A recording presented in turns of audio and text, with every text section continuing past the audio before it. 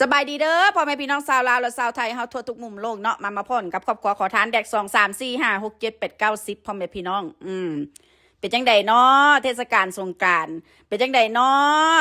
ช่วงปีบอกปีใหม่ลาวว่าสั่นซะผู้ใดฟื้นหรือยัง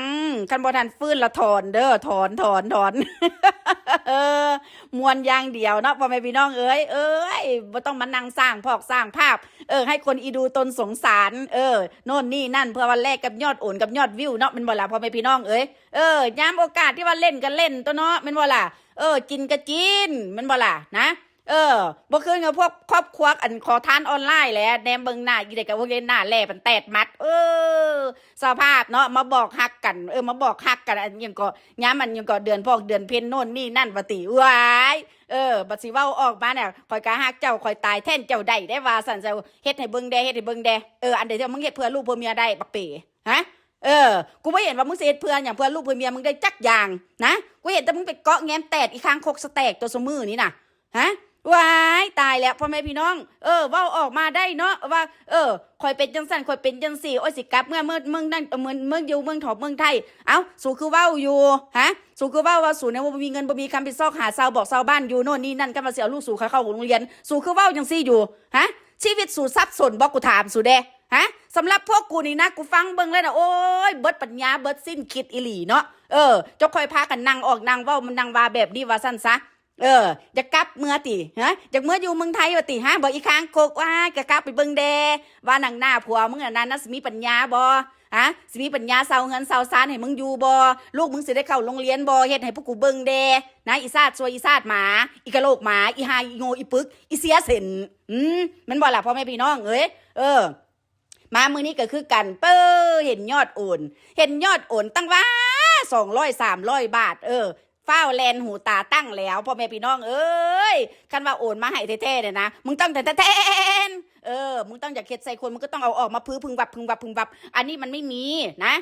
สุกตอแลได้เนาะสูเนาะอยู่น้ำปลาอยู่น้ำดงสุกตอแลฮะสุบย่านผีหักคอสุว่ากูถามสุเด้ฮะเว้าจ่าเนี่ยอยู่ในปลาน้ำดงเว้าขีดตัวมกอันอย่างก็มดสาน่ะฮะกูถามมึงดูตายละเว้าออกมาแล้วว่าโอเคมีคนโอนมาแม่นอย่างหรอกเห็นทางอีบ้านอาทรเด็กเอาอีแขวแมงมาได้ยอดโอนเนาะต้องว่า20 เหรียญพุ่นพ่อแม่พี่น้องอันนั้นแม่นแท้เขาเอาออกมาเนี่ยเพราะว่ายอดอย่างมันมีการยอดโอนแท้แล้วหัวปอดมึงอย่างฮะโอนทิปนะผู้ใดสิไปเสื้อมึงฮะอันนี้แบบมึงเสื้อผู้ใหญ่ใจดีมาเนี่ยมึงจะสุนหลงประเทศเด้อนะมึงจำใส่สมองมึงขึ้นไว้จนขึ้นใจเด้อว่าโอเคประจวบหนึ่งอยู่ยังทันกันอยู่ประเทศไทยสิเอาคนซื้อนี่นะโอเคอยู่เยอรมันโน่นนี่นั่นคือว่าออกมาได้อินเดียอิสราเอลเด้ฮะแต่คือสมัยตะกี้นะคือว่าออกมาไอเรื่องประเภทอย่างนี้เลยเหรอผู้ใดสิตำมึงบ่ทันผู้ใดสิโบหูจักใส่ปังอันใส่มึงฮะปากออกมาเขาก็หูแล้วว่าโอเคสันดานมึงขี่ตัวตอนโกหกต่อแหล่คนน่ะมันเป็นแบบใดฮะแม่นบอกละพ่อแม่พี่น้องแม่มึงนำมาด่ากูเองนะกูไม่รู้จักมึงเหรอนั่นแหละเขาคิดว่าโอเคมึงโบหูจักคนอื่นเนี่ยนะแล้วมึงแหกปากด่าได้จังได๋ซะนะกูถามมึงเด้ฮะอันนี้กูฝากถึงมึงเด้ออีหมอนเด้อนะมึงว่าลูกมึงบ่ได้ด่าติฮะโอ้ยหัวปอดมึงก็นึงอยู่ในหันคือกันลูกมึงแห่งด่ามึงจะว่าได้เงิน500,000พุ่นตัวอีสันดานฮะคิดว่าลูกมึงเนี่ยโอเคมันเรียบร้อยบ่ฮะคือผ้าพับไว้ติมึงหัวสันดานลูกมึงดีอยู่บ่แม่นติฮะมึงคือบ่บอกมึงก็บ่สอนลูกมึงซะนะฮะย้อนความเหี้ยความหรือว่าความปากความเว้าของลูกมึงบ่แม่นติฮะลูกมึงเป็นหน้าตาสงสารมาติหน้าสงสารมองใดฮะบอกกูถามมึงเด้ลูกมึงขี้เกียจสันหลังยาวน่ะนะลูกมึงตบซับคนอื่นมาได้น่ะนะมีเงินมีซานโดยการที่ว่าโอเคแลกกับการที่ว่าโอเคด่าพ่อล่อแม่คนอื่นแลกกับยอดวิวแล้วก็โอเคมีเงินอีกส่งเงินเข้ามีFCส่งเงินเข้ามาให้มึงนี่ให้ลูกมึงนี่ติฮะแม่เมื่อก่อนนะโอ้ยมีเงินอยู่มึงมีรถขี่โน่นนี่นั่นมาตอนนี้เป็นยังไงมึงภูมิใจกับลูกมึงบ่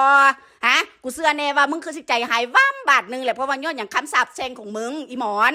ฮะลูกมึงจะคอยมาเป็นอยู่ในสภาพแบบนี้น่ะนะการงานบูฮูจักเฮ็ดจักทำมันนั่งเฮ็ดคอนเทนต์ด่ากันสุดท้ายมาเป็นยังไงสุดท้ายพวกสู่กันโยนขี่ใส่กับ FC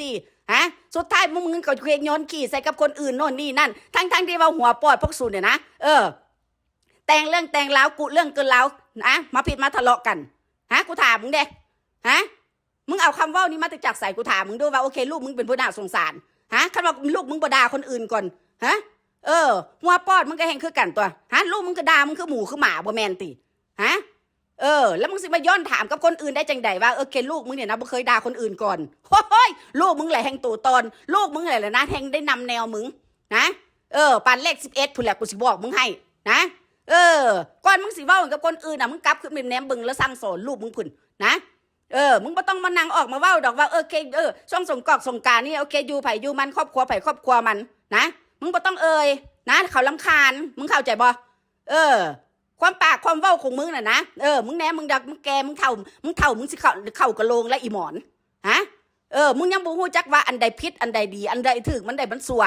ฮะไม่รู้จักผิดชั่วดีอะไรทั้งนั้นนะพอแต่ลมปากมึงก็เว้าออกมามึงเอาโปรตีนแหนมเบิ่งหน้าลูกมึงกูถามมึงเด้ฮะสภาพลูกมึงน่ะยุ่งขึ้นกับหมานี่ตอนย้อนความดูถูกย้อนความปากความเว้าลูกมึงดูถูกคนอื่นน่ะฮะบัดทีพวกกูเว้าคืนน่ะมึงรับบ่ได้ติฮะมึงรับบ่ได้มึงก็กัดแต่ตายโลดอีห่ามึงฮะเหลือมกเหลือใจแหงเหลือมกเหลือใจแหงตัวบ่แม่พี่น้องขอทานบ่ได้เด้เมื่อก่อนนี่ไว้บ่ให้ว่าแล้วสั่นใส่ผู้แล้วให้น้ำตากระซิกใส่กับ FC ทางหลังบ้านกูยังกูสมเพศมึงดิความปากความเว้าหั่นนะเฮ็ดให้คนอีดูตนสงสารหากแต่ว่าชีวิตจริงน่ะมึงบ่กูกับมึงกับกูเอาใส่กันพอปั่นนั้นนะสิตายแห้งละติฮะมึงตายแล้วเด้ออีหมอนเด้อนะคันว่าลูกมึงเนี่ยนะโอเคถือคนอื่นเขาเว้าให้นะมึงอยากปกป้องลูกมึงติเงินน่ะโอเคขายหีมึงน่ะนะไปใส่หนี้ให้กับเขาทำไมให้เจ้าหนี้ทำไม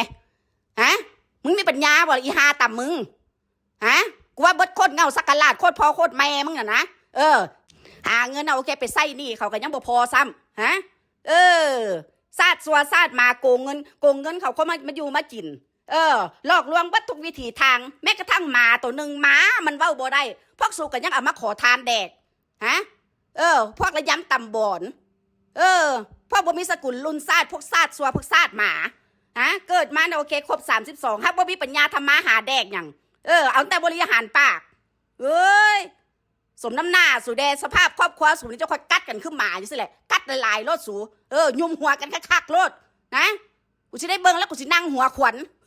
แม่นว่าล่ะพ่อแม่พี่น้องเอามาเบาๆแค่นี้แหละพ่อแม่พี่น้องแล้วจบมาพ่อกันใหม่พี่ป้าประการใดขอโทษขออภัยน้ำหลายๆเด้อค่ะเด้อเอาโอเคไว้เจอกันนะจ๊ะบ๊ายบาย